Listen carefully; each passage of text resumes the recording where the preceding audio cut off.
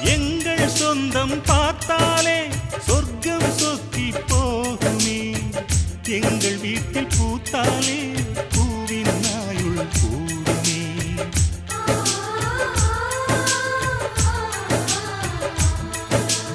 இரண்டு கண்கள் என்றாலும் பார்வை என்றும் ஒன்றுதான்.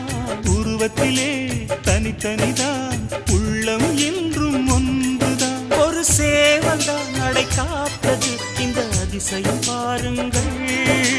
கண்ணனை வாழ்த்துங்கள்.